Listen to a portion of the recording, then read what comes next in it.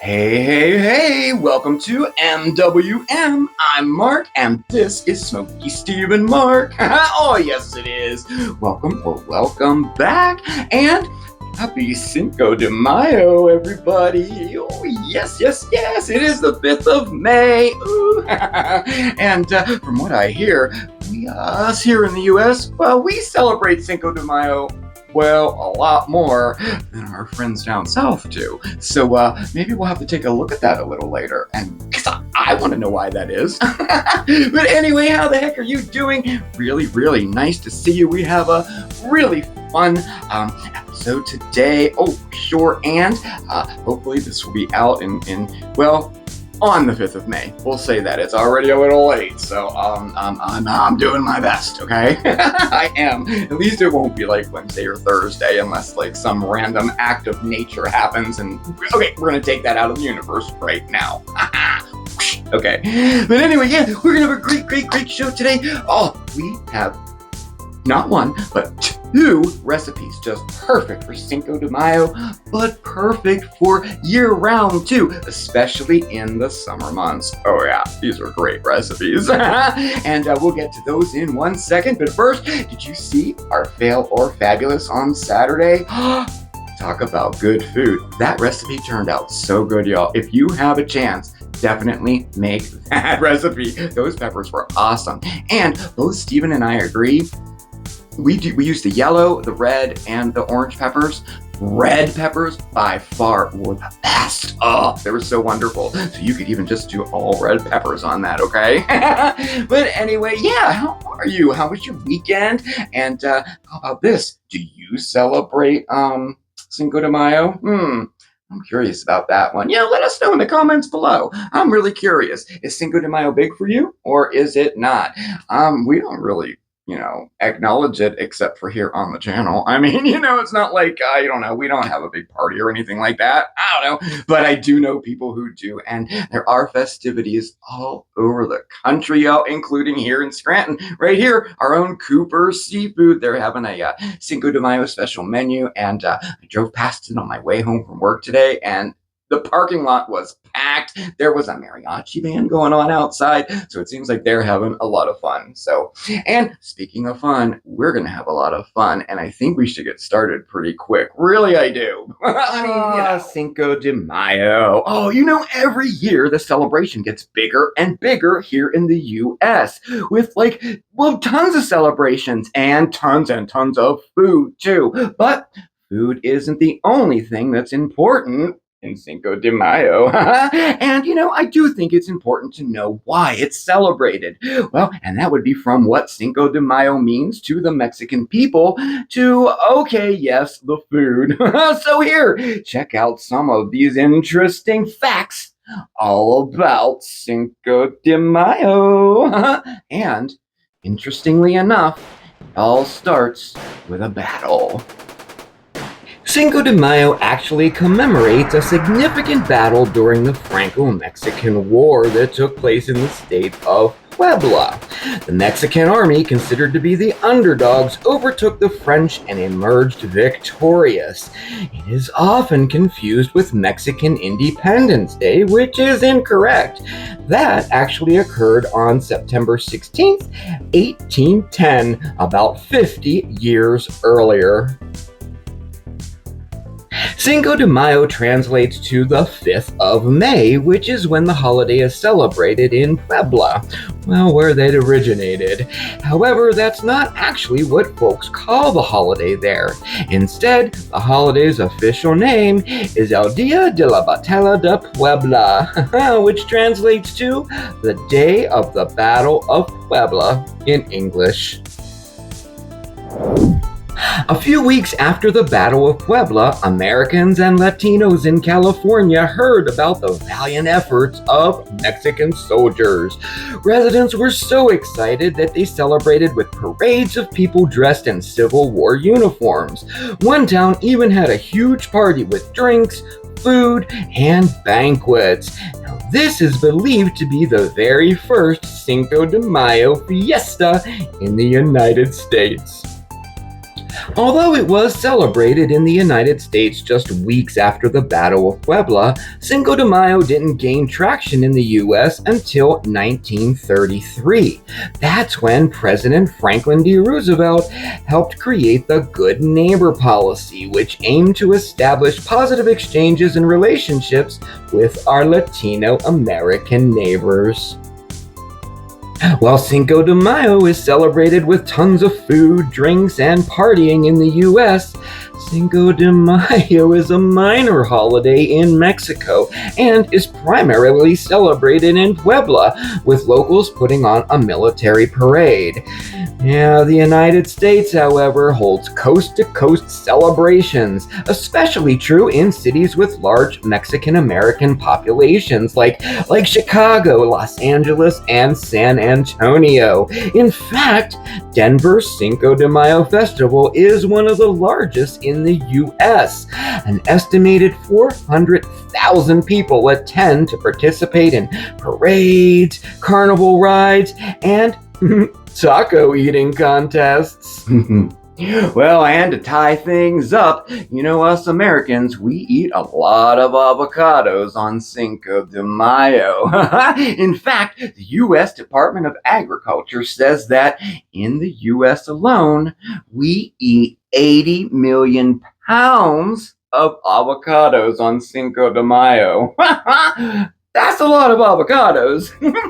Well, I hope you enjoyed a few of these little facts all about Cinco de Mayo.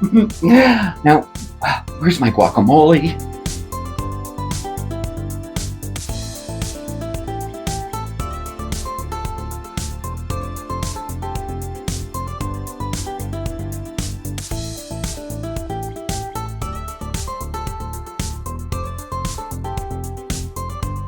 And no talk of Cinco de Mayo would be complete without Mexico's signature dessert, y'all.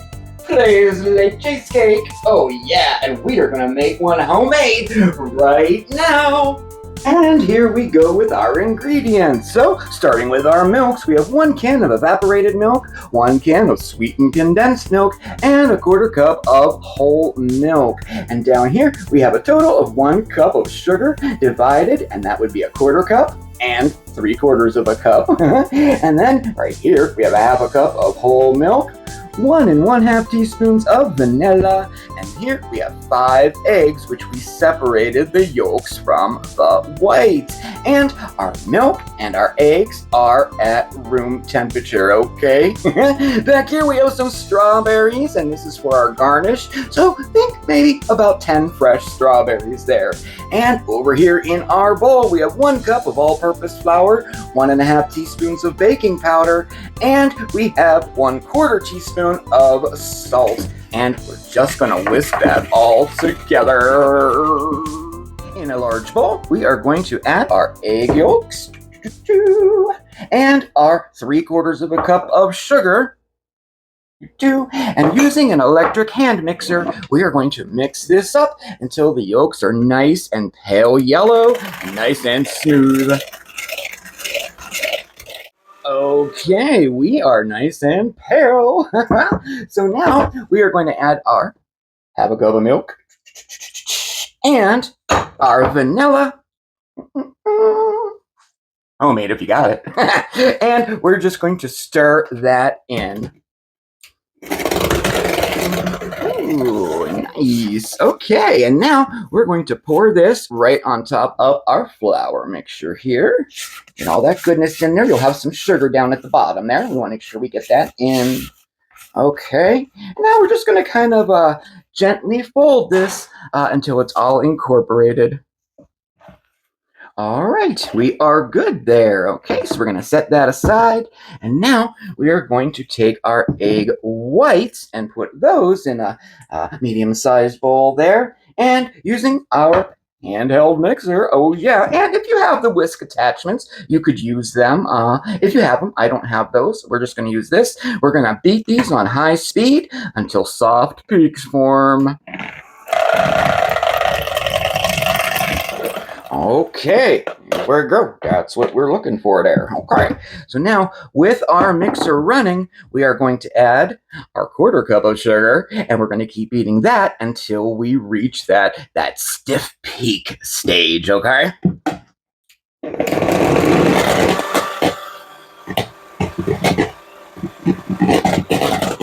All right. There we go. We got those stiff peaks, y'all. So now what we're going to do is we are going to combine that with our flour mixture here. So we're going to pour this all in all at once. Just like that. Okay, and we got all that goodness in there. Yes, we do. All right, and now we are just going to very gently fold this into our batter, just until incorporated. We don't want to overmix it or anything. You'll still see a few white streaks here and there, but we just want to just fold this in, okay? All right, this is good. This is good. Okay, so our sponge cake batter for our tres leches is ready to go. So let's pour her into the pan. And for that, we have a 9 by 13 inch pan, which we've sprayed with non-stick cooking spray. And we're just going to gently pour this in. Pour our batter in, I should say. Get it all in there. This is going to be so good. Have you ever had a tres leches? Oh man, if you haven't, you've got to make this and try it. It's absolutely delish. And now we're just going to gently spread it out until it's as even as we can get it. Oh yeah. Oh yes, and now we bake in a 350-degree oven for 25 to 35 minutes, or until a toothpick comes out clean. What we're looking for is a nice golden brown cake, and all the edges will start to kind of pull away, okay? 25 to 35 minutes. Oh, very nice. There we go. There's our cake, y'all. Okay, so as you can see, it pulled all the way off of the edges, and it's a nice golden brown, and that's what we're looking for. So now, oh yeah, we have to let her cool down completely. So while our cake is cooling there, we're going to make our milk mixture. Oh yes. So in a bowl, or maybe a bowl like this that has a little spout here, believe me, it'll make your life easier. We're going to add all of our 3 milks there. And that would be the evaporated milk and our yummy sweetened condensed milk. Like there is nothing wrong with sweetened condensed milk. And our whole milk as well. Oh, yes. And then, look, I love it. And then just, using a whisk, we're just going to kind of stir that together until it's all nice and incorporated. And then we're just going to set her aside until our cake is ready to receive the milk. Oh, God, I'm losing my mind. For real. And now that our cake is cooled completely, oh yeah, nice room temperature, we're going to take a fork and poke her all over. I know, it's like destroying a really nice sponge cake, but you know what? This is a tres leches, and we're going to work on our 3 milks next, and they need something to like soak into, right? So we're just going to poke her all over. All right, and then oh yeah, we're going to pour our milk all over the cake. Or should I say, our 3 milks. Oh yeah. Just going to like slowly pour it over just like this. And then we want to make sure that we get the edges like this as well. Oh yeah, make sure it goes all the way around. Oh yes, it does. All right, and then we'll finish off right in the center. Oh yeah, looks like a lot of milk, doesn't it? Okay. Ooh, nice. Okay, so now we are going to cover her up with some foil, or if you're lucky enough to have a lid for your 9 by 13, you can use that. Okay, and now we're gonna let her chill for at least 1 hour or overnight if you'd like. This is a perfect recipe to split apart over 2 days. You could do the first half in one day and the next half the next day. But either way you do it, just make sure she soaks for at least 1 hour, okay? Okay. So one ingredient that I didn't mention at the beginning would be our last little topping for our cake, and that's whipped cream. And for this recipe, you'll need like the equivalent of one 8-ounce container of whipped cream. If you're gonna go for the store-bought stuff, I would recommend getting the extra creamy. Now I like the rich whip. I love this stuff. I use this all the time for anything that calls for whipped cream usually. However, if you want to do one totally homemade, here's my recipe for it. It's super, super easy. 3 little ingredients, heavy cream, powdered sugar, a little bit of vanilla. Whip that up and you are good to go. Okay? All right. Alrighty, sweetie. Let's see what we got here.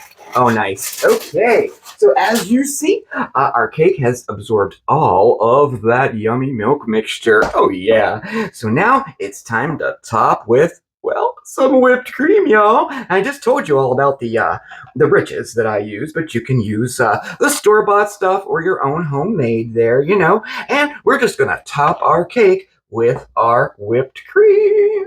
Oh, yeah. All right. Got our all cleaned up here. Okay, we are looking good. She's all topped with her whipped cream. All right, and now, and this is totally optional, but I do recommend it. Sprinkle with a little bit of cinnamon right on top, just a little. We're just gonna just like that. Ooh, and then I had some of our strawberries here, and I sliced them all up, and I sliced them like that, and we'll pull our leaves up, and then we're just gonna kind of fan them out a little bit like that. We'll start with corners. Oh, yes. All right. Well, y'all, there you have it. Our today's Leches cake. Oh, yeah.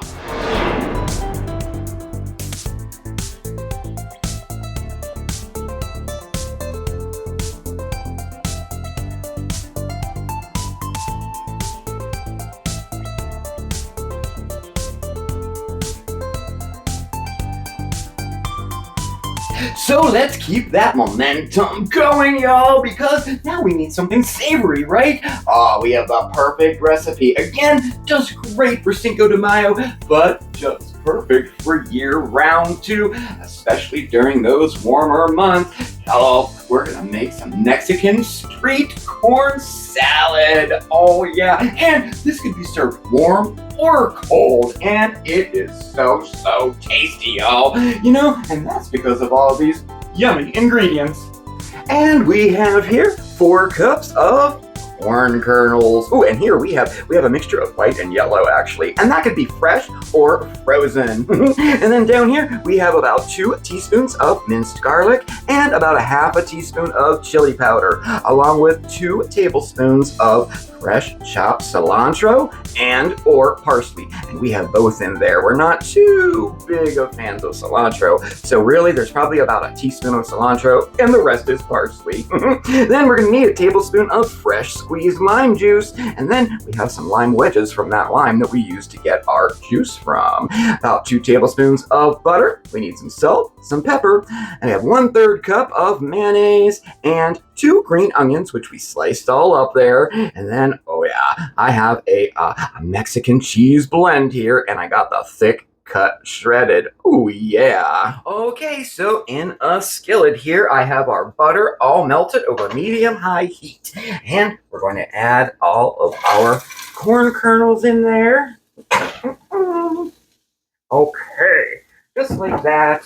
And then we're going to let that cook. And we're going to stir it every once in a while there until the corn is cooked all the way through and we start to see some charring. And that'll be, about 8 minutes. Ooh, nice. That's what we're looking for. Ooh, look at the char. Ooh, good, good, good. All right, so that was like literally 8 minutes, okay? And now at this point, we're going to add our garlic and our chili powder. And we're going to do a little sprinkle of salt here, about a 1/4 teaspoon. And the same with some pepper. Oh yeah. And then give that a stir and allow that to cook for 1 additional minute. Okay, so after that additional 1 minute there, I allowed our corn to cool down for just a little bit.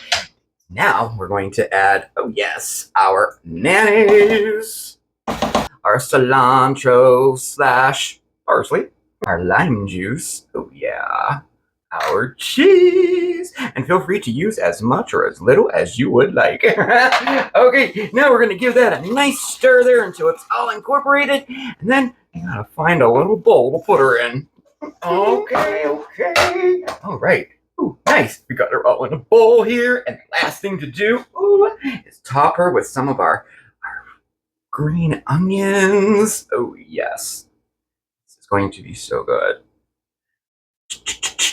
Okay, and then I just happen to have these lime wedges here. We'll put around the bowl. Oh, this is so cool. This is nice because then whoever's taking from it, they could take a lime wedge and add some more lime juice to theirs. Okay. Oh, yeah, baby. Oh, wow. Turned out good. It smells so good, too. And I taste it. It's good. All right. What a nice version of Mexican street corn, huh? And you can eat this with a spoon. You don't gotta rip it off the cob. So another plus in my opinion. Well, there you have it. Our Mexican street corn salad. Oh yeah.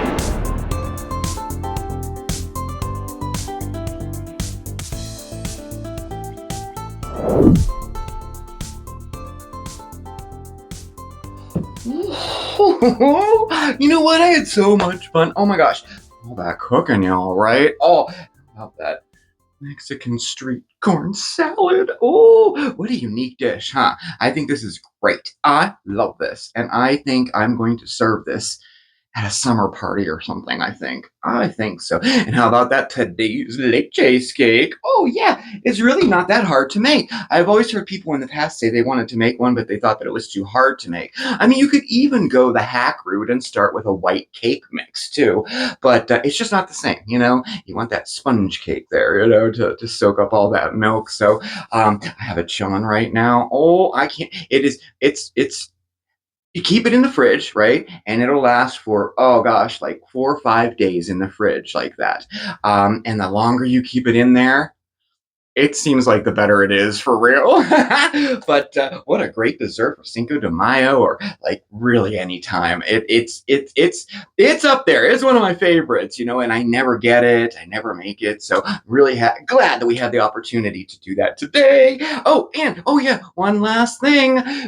Just like a couple days left here. Wait, you have at least 2 days here left to comment beneath our latest poll. Remember our peanut butter and jelly episode? Oh yeah, the poll is like peanut butter goes with, but it can't be jelly or jam or anything like that. Oh, so many people. Oh, there's some really cool answers on there, but we're going to reveal the answers on our next Chit Chat video this week, okay?